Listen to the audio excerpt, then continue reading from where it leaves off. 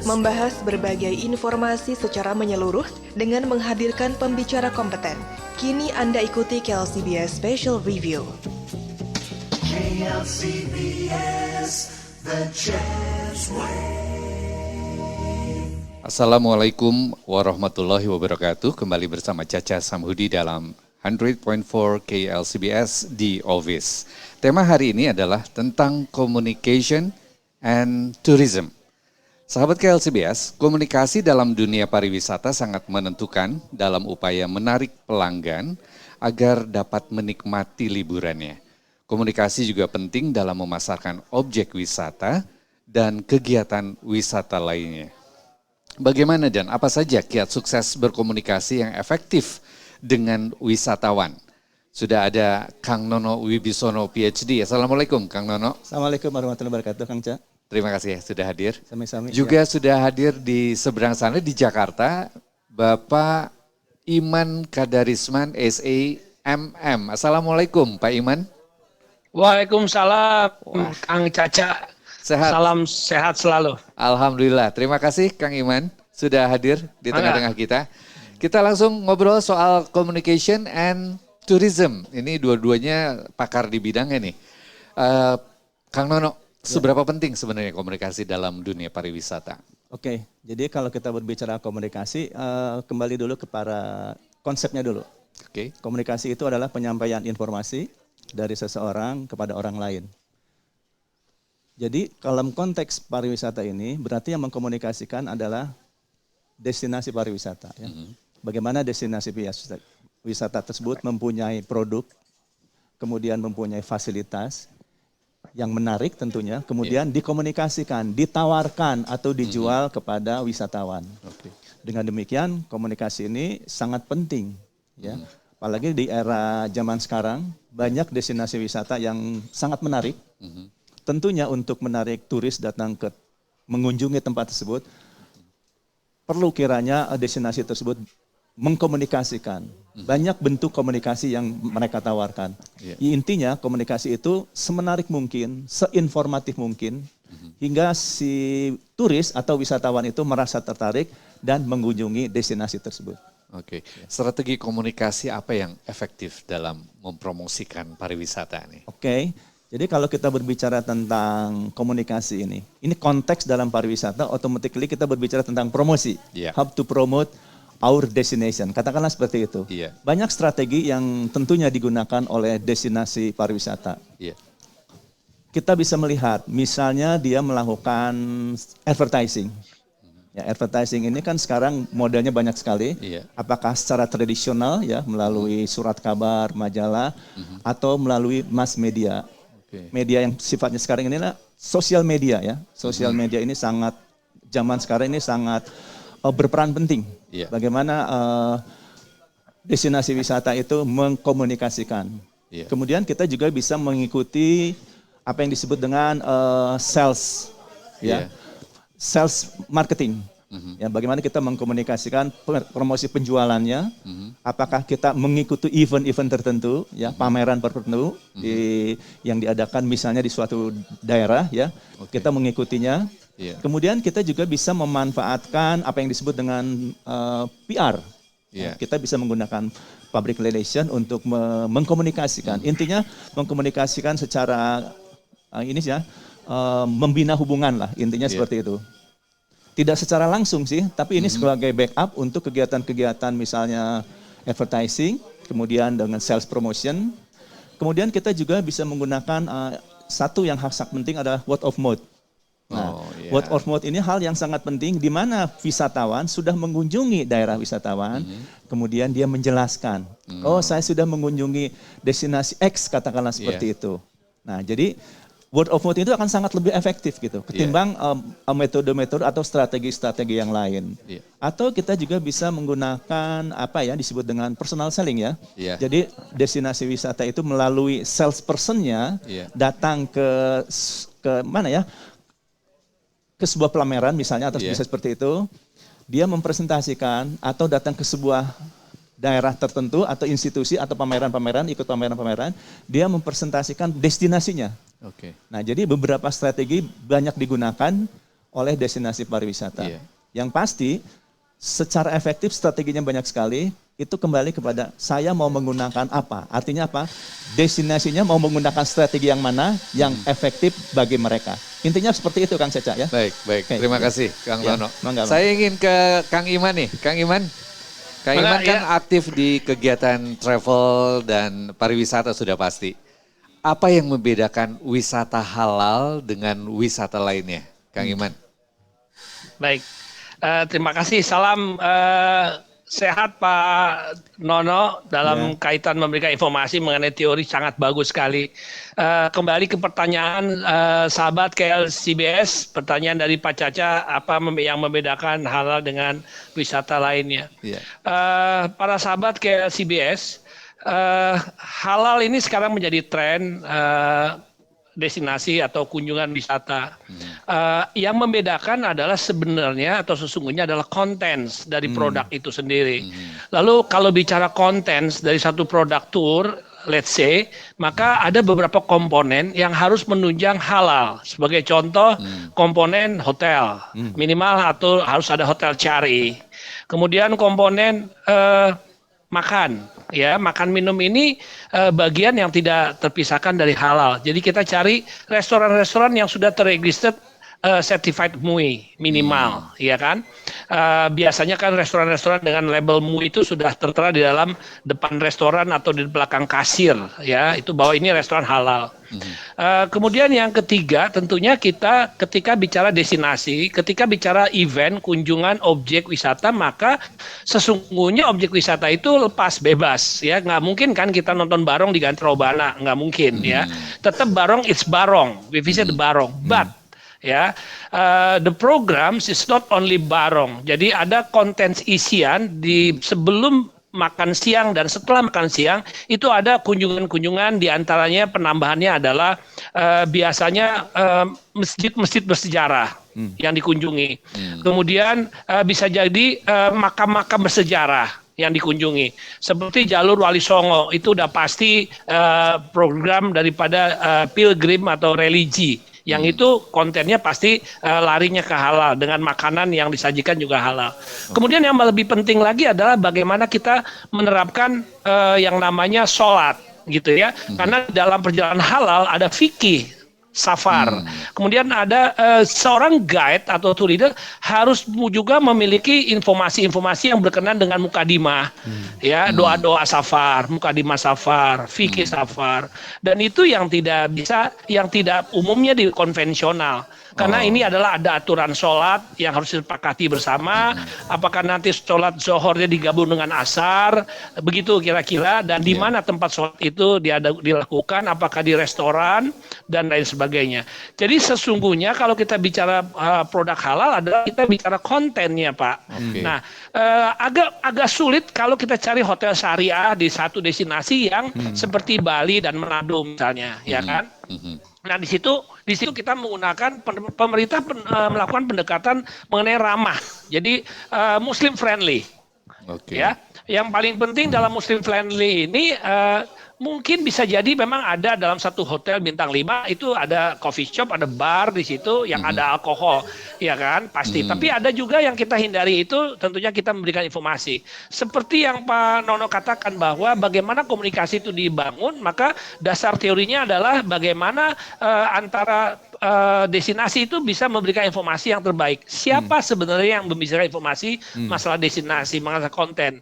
Tidak lain adalah teman-teman kita, para mutawif, para guide, dan para tour leader, Pak Caca.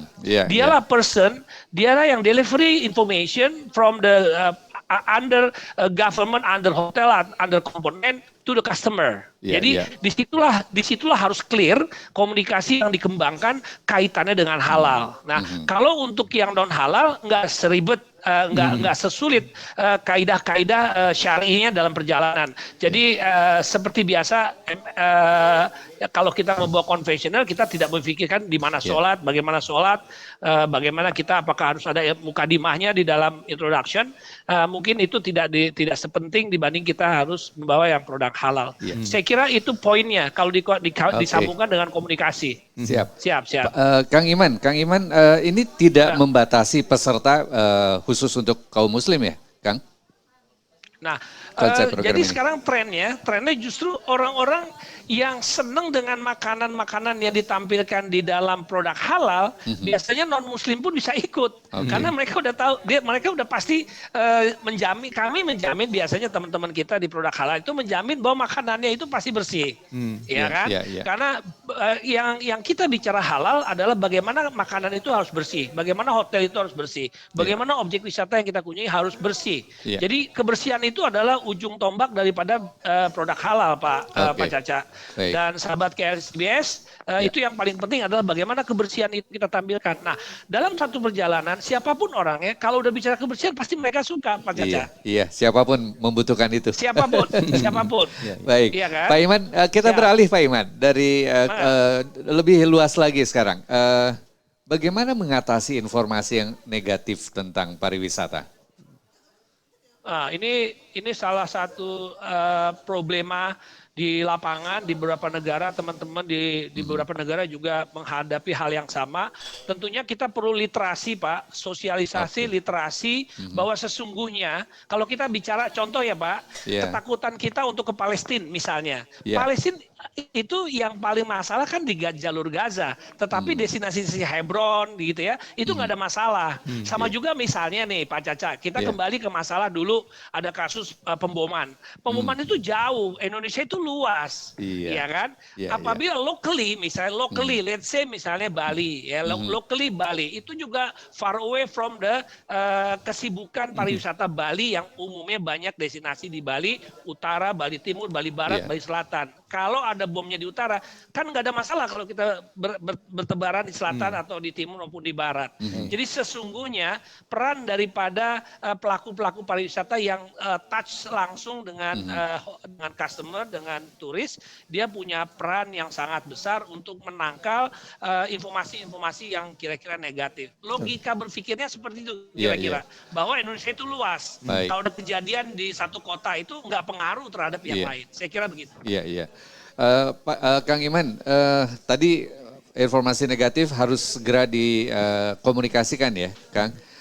Dalam kondisi pandemi juga sama nih, mirip-mirip nih Kang. Baik lokal maupun internasional ini ada kekhawatiran bagaimana kita ingin berwisata, tetapi ketakutan akan pandemi ini juga membatasi itu semua. Bagaimana Kang mengatasi itu, Kang? Ya. Pertanyaan yang bagus nih Pak Caca, sahabat KLCBS, bahwasannya era pandemik ini adalah sudah globally problem ya, dan ini sudah multisektor. Artinya apa? Kebijakan di pariwisata atau di industri atau di perdagangan semua mengacu kepada kebijakan kesehatan. Ya, prokes atau katakanlah protokol kesehatan yang notabene sudah diinformasikan oleh World Health Organization, di mana setiap negara itu memiliki satu badan yang khusus menangani masalah protokol kesehatan. Dan ini tidak bisa terdengaling-aling, ini tidak bisa di bypass begitu aja. Ini adalah protokol internasional yang berdasarkan undang-undang harus dipatuhi oleh semua warga negara baik yang masuk maupun yang keluar dalam lalu lintas internasional maupun domestik. Jadi sesungguhnya ketika kita bicara prokes, kita bicara kesehatan, maka sektor lain mengacunya ke situ Pak Caca. Kita pariwisata nggak bisa bypass. Kita nggak bisa istilahnya kita lawan, enggak. Kita harus mengikuti bagaimana umaroh pemerintah mengumumkan mengenai prosedur kesehatan yang harus kita lewati. Ya, tidak boleh dilanggar karena pelanggaran itu sudah menjadi ancaman hukum yang harus kita hadapi nanti di kemudian hari. Nah, itulah makanya kami dari para tour operator di dalam maupun di luar negeri saling berkomunikasi. Jadi kalau misalnya kita bicara sama Jerman, oh jangan dulu.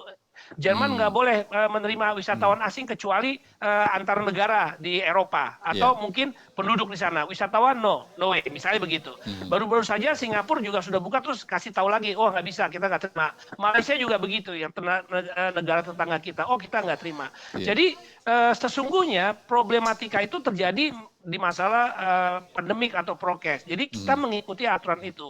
Sehingga kita alihkan ke domestik, Pak Caca. Monggo ke Labuan Bajo aman, monggo ke Toba aman, monggo ke Mandalika aman gitu. Jadi kita bagaimana mensiasati problematika larangan untuk bepergian, kita cari tempat-tempat yang aman, daerah terbuka, back to nature. Saya kira itu yang kita promosikan sekarang, Pak Caca. Siap. Dan teman-teman semua. Siap. Oke, terima kasih Pak Iman.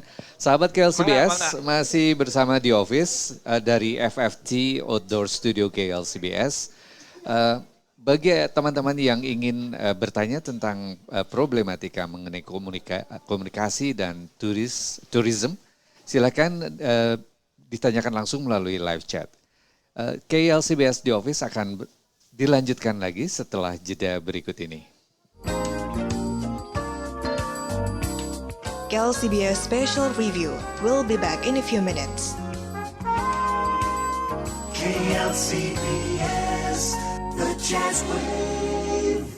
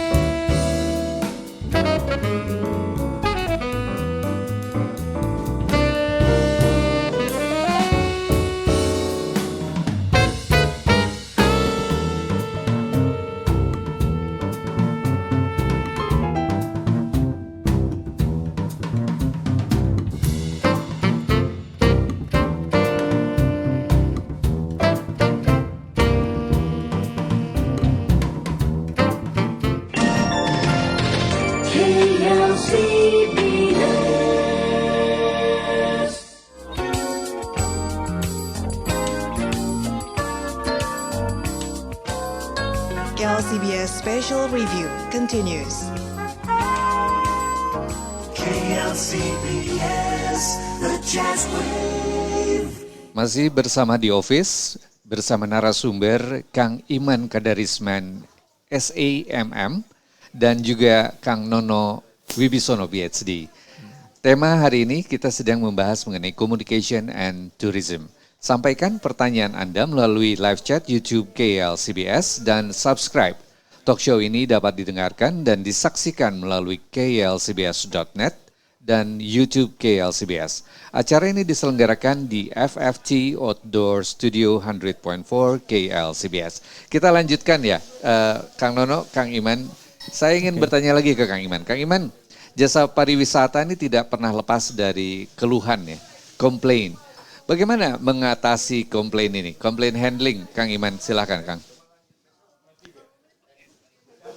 Ini Pak Caca, ini pertanyaan yang sangat bagus. Tapi dalam beberapa kesempatan selalu kami dari pelaku pariwisata dalam hal ini adalah garda terdepan, para tour leader, para guide, para mutawif itu senantiasa menerima complaining. Yang pertama selalu kita among di antara in between antara user end user yaitu customer atau klien dengan pemberi kerja yaitu travel agent business. Nah, bagaimana kita mensiasati complaining kalau kita bicara masalah tour, ya kan? Nah, complaining itu harus dijawab dengan logika, ya, bukan bicara dengan perasaan, ya. Kalau kita giring dengan komplain dengan perasaan, maka yang terjadi kita bisa jadi debat kusir, ya. Nah, sesungguhnya para pelaku garda terdepan di dalam membawa suatu wisatawan baik inbound maupun outbound di dalam maupun luar negeri, mereka ini sudah tahu kira-kira bagian mana, sisi mana yang akan menghadap komplain. As usual, ya, seperti biasanya orang bawa tour, pasti dia akan sudah mempelajari breakdown, rundown daripada program. Nah, poin-poin di mana kira-kira ada complaining, kita harus diskusikan dulu dengan offices, gitu ya, dengan perusahaan. Ini akan terjadi komplain. Sebagai contoh ya Pak, nih, ini kejadian yang real saya hadapi di Afrika Selatan. Pada waktu itu, sebelum berangkat, saya sudah bilang sama direktur dari suatu perusahaan yang mendugaskan saya ke Afrika. Saya bilang ini kalau landing di mana di Cape Town, ini ada connecting flight, not enough saya bilang untuk 4 hours. Saya bilang begitu kan. Tapi dia berpatokan kepada airline. Airline bilang cukup ya. Nah, ini yang saya akan konfirmasi kepada perusahaan bahwa seandainya menurut saya ini akan terjadi kelambatan. Gimana kira-kira? Bisa nggak saya di cover supaya bisa bertanggung jawab, gitu kan? Oke, Iman, berangkat, nanti kita cover. Ternyata betul Pak, kejadian Pak. Kita terlambat karena landing international, connecting flight regional itu far away, gitu ya. Kita harus keluarin bagasi, kemudian kita harus bawa semua peserta dengan bagasi check in di other terminal. Dan pada waktu itu saya sudah tahu bahwa di terminal itu international sedang perbaikan, renovasi total. Jadi kita harus muter. Dan itu jauh sekali Pak. Nah, disinilah peran dari tour leader untuk membaca detail, ya, enggak hanya flight, bahkan restoran. Oh ini pasti dikomplain karena jarak makan kita udah melebihi dari jam 1. Kan begitu. Ini perut akan berbicara nih, akan teriak nih. Nah, disitulah kita harus detail selesaikan dengan company. Once kalau ada complaining, maka kita sudah di backup Pak. Kita sudah di backup. Dan sedapat mungkin kita hindari jangan sampai sesuai dengan apa yang ada di program. Jadi kita bisa evaluasi, kita tanya lagi overseas agent, bisa nggak ini dirubah programnya supaya makan siang tidak terlalu lama. Bisa nggak ini flightnya diganti supaya jaraknya sampai 6 jam, gitu ya. Nggak ada masalah kalau 6 jam ditunggu di bandara ketimbang kita rush ya, begitu tergesa-gesa untuk catch flight domestik. Dan itu akan riskan Pak. Riskan ya, sehingga teman-teman bagaimana kita sesungguhnya kalau pertanyaan kembali dilontarkan Pak Caca, maka sahabat KLCBS sebagai tour leader, sebagai pelaku garda terdepan, maka please Anda harus baca rundown in detail, apapun komponen yang terjadi, kemudian komplain itu hindari dengan itu. Apabila terjadi, maka harus kita jawab sesuai dengan kejadian yang sudah kita perkirakan. Maka ada plan A, plan B, plan C, Pak. Meminimalkan komplain. Ada plan B, plan C yang kita harus ambil. Baik. Saya gitu, Pak.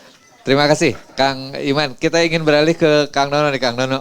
Kan supaya tidak menghindari komplain-komplain tadi, kita harus mengetahui ciri-ciri apa ya informasi tentang pariwisata yang dipromosikan itu sesuai dengan kenyataannya. Ciri-cirinya seperti apa, Kang? Ya, jadi pada saat kita mengkomunikasikan destinasi wisata yang jelas, kita tuh harus memberikan gambaran yang nyata tentang apa sih yang ada di destinasi tersebut. Apapun yang ada harus kita jelaskan sedemikian rupa. Apalagi kita mau mempromosikan destinasi. Jangan sampai karena imagine daripada si turis itu kan biasanya tinggi gitu. Tapi kenyataannya kalau kita mengkomunikasikan, menginformasikan tidak sesuai dengan kenyataan, apa yang terjadi? Disappointed. Ya. Kalau dia sudah kecewa, nah itulah yang akan menimbulkan ketidakberuntungan destinasi tersebut. Jadi pada saat kita mengkomunikasikan, ciri yang pas adalah bagaimana sih senyata mungkin, serealistis mungkin gambaran destinasi itu seperti apa. Apakah misalnya atraksinya, kemudian fasilitasnya, amenitiesnya, atau service-service lain yang mendukung kegiatan wisatawan tersebut. Kita informasikan se-clear mungkin, sejelas mungkin, tanpa ditutup-tutupi. Nah itu yang sangat penting Kang Caca kayaknya. Bagi destinasi wisata supaya tetap survive dan sukses intinya seperti itu. Ada hambatan-hambatan apa saja biasanya di lapangan, Kang, yang sering terjadi di dalam proses promosi pariwisata nih? Ini hal yang sangat menarik, betul ya. Jadi kalau secara teori dan kenyataannya sepertinya sama gitu ya. Teori dan kenyataan sama. Pertama kali biasanya destinasi wisata itu yang contohnya misalnya daerah-daerah yang jauh dari ibu kota misalnya ya, anggaran. Anggaran promosi, budget promosi itu luar biasa. Kalau di pusat mungkin nggak masalah, karena kementerian punya ya. Tapi ke daerah-daerah tertentu yang mengandalkan PAD, ya, pendapatan asing daerah, baru dia mengerem promosinya itu seperti apa. Jadi kalau kita contohkan Bali sebagai international destination, kita bandingkan misalnya dengan mana ya yang bukan internasional lah katakanlah seperti itu ya. Saya nggak bisa menyebutkan. Budgetnya juga beda. Bali itu wah budgetnya luar biasa. Mungkin daerah lain terbatas. Nah itu kita lihat dari segi budget. Ada dua hal lagi, yang pertama adalah political juga kayaknya, bisa mempengaruhi ya, bisa menjadi penghambat bagaimana kita membuat promosi tersebut, karena ada restriction yang tentunya dibuat oleh government tersebut. Dan yang ketiga adalah cultures, budaya juga ini akan sangat mempengaruhi, terutama dalam hal bahasa ya, karena bahasa ini kan kalau kita berbicara internasional, automatically ya bahasa Inggris kan, tapi ada juga yang tidak mau gitu, ya, tidak mau berbahasa Inggris. Tapi yang pasti kita harus mengkomunikasikan atau mempromosikan sedemikian rupa walaupun ada barrier. Barrier itu memang selalu ada, tapi bagaimana pemerintah atau dalam hal ini pusat maupun daerah mensiasatinya supaya destinasi itu tetap hebat, bisa dikunjungi oleh wisatawan. Saya rasa itu ya.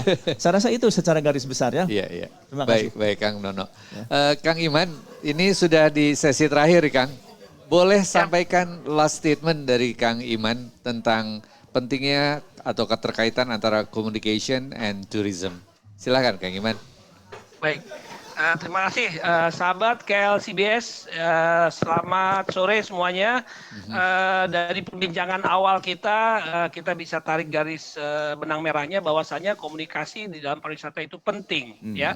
Lalu hambatan atau barrier apa yang menjadi patokan apabila itu timbul, maka sesungguhnya sebagai pelaku pariwisata terdepan yang mengerti bagaimana destinasi wisata pada saat peak season dan low season itu kita harus bedakan. Jadi hindari daerah-daerah destinasi pada waktu peak season. Kita geser kalau bisa ke low season gitu ya. Jadi teman-teman semua harus memiliki strategi seperti itu. Nggak mungkin kita datangkan Bali di bulan yang sama ketika liburan sekolah, liburan lebaran dan lain sebagainya.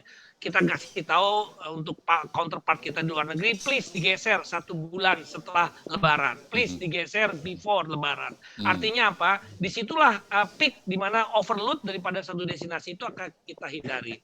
Jadi teman-teman semua betul. Bagaimana komunikasi pariwisata itu kita bangun, itu tergantung bagaimana kita membuat literasi, mensosialisasikan secara benar, mewakili destinasi, karena kita adalah pelaku garda terdepan, kita berikan informasi secara baik terhadap counterpart kita, informasi yang clear, yang jelas, dan tentunya kita tidak bisa memberikan informasi yang menyesatkan, karena itu akan menjadi pukulan balik, bumerang buat kita semua. Saya kira itulah kira-kira pentingnya komunikasi yang harus kita kembangkan, dan tentunya teman-teman semua sudah paham bahwasanya KLCBS dalam hal ini adalah pembicaraan kita di sore ini mengandung makna yang sangat penting, bahwa sekali lagi selaku garda terdepan kita harus menjaga komunikasi secara intens, baik dalam masa pandemik seperti ini, karena perubahan banyak sekali terjadi di dalam masa karantina. Government regulation juga kadang-kadang berubah, local regulation juga kadang-kadang berubah. Jadi ini yang harus kita patuhi bersama, jangan kita langgar prokes, kita ikuti. Memang pada akhirnya di end of produk kita akan lebih mahal dibandingin masa pandemi. Begitu Pak. Jadi silakan diatur programnya secara baik, dikasih tahu bahwa akan ada terjadi kelebihan pembayaran karena ada karantina prosedur. Saya kira itu semua sudah menjadi ketetapan pemerintah yang harus kita jalani Pak. Demikian. Terima kasih. Terima kasih Pak Caca. Saya ingin juga mendapatkan last statement dari Kang Nono. Kang Nono, apa yang ingin disampaikan? Tadi sudah setuju ya dari narasumber sebelumnya bahwa komunikasi itu kalau dalam konteks pariwisata hal yang sangat penting. Jadi adalah bisa dikatakan merupakan senjata yang ampuh. Bagaimana destinasi wisata itu mengkomunikasikan secara clear, secara jelas, efektif dan efisien. Komunikasi bisa kita lakukan secara langsung ataupun tidak langsung dengan menggunakan berbagai media. Nah sekarang kan tinggal pilih kita menggunakan media yang mana nih. Target marketnya siapa, media yang pas itu siapa. Intinya seperti itu Kang. Baik, terima kasih. Kang Nono, terima kasih sudah hadir di office. Kang Iman, terima kasih sudah hadir. Mudah-mudahan kita bisa diskusi yang lebih menarik lagi di topik yang berbeda. Caca Samhudi mohon diri, 100.4 KLCBS, semoga memberikan manfaat. Wassalamualaikum warahmatullahi wabarakatuh. Waalaikumsalam warahmatullahi wabarakatuh.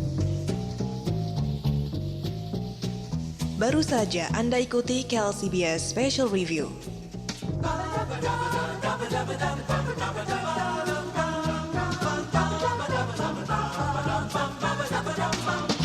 KLCBS, the Jazz Wave.